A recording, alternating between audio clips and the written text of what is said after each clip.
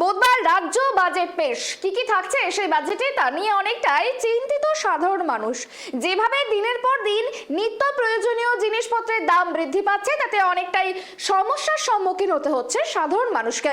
বিশেষ করে জীবনদায়ী ওষুধ, অন্যদিকে শিলিগুড়ি সহ পার্শ্ববর্তী এলাকার চা বাগান ও কৃষিজীবীদের ওপর নির্ভরশীল সকলে। তারাও আশা করছেন রাজ্য সরকারের বাজেটে তাদের জন্য কিছু ছাড় দেওয়া হয় কিনা।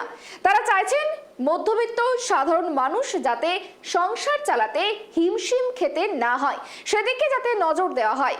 কৃষক ও ব্যবসায়ী সহ সাধারণ মানুষদের কথা ভেবে এই বাজেট পেশ করা হলে সাধারণ মানুষ অনেকটাই উপকৃত হবেন। আগামীকাল রাজ্য বাজেট পেশ হবে। আমরা আশা রাখছি মধ্যবিত্ত নিম্নমধ্যবিত্ত যারা রয়েছেন তাদের যাতে পক্ষে বাজেট যায়। আমাদের এই অঞ্চল কৃষিভিত্তিক এলাকা। এই অঞ্চলে কৃষকরা তাদের কষ্টসাধ্য ফসল দিয়ে কোনোরকমভাবে চলছেন।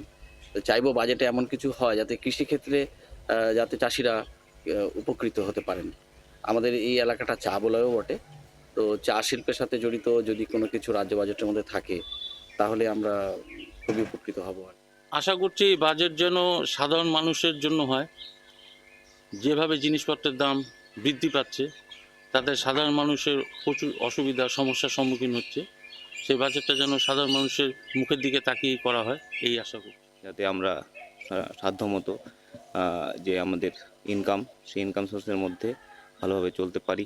জিনিসপত্রের দাম যে হারে নিত্য প্রয়োজনীয় মূল্য, নিত্য সামগ্রীর যেভাবে দাম বাড়ছে সেগুলো যদি একটু বাজেটের মধ্যে থাকে তাহলে আমাদের অনেক সুবিধা হয়।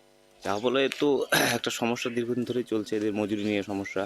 আমি ঘোষপুকুর, এই যে ফাঁসিদা থেকে ঘোষপুকুরে সবসময় আমি যাতায়াত করি এবং দেখি চা বাগান অঞ্চলগুলোতে ওদের ইনকাম সোর্স খুবই কম।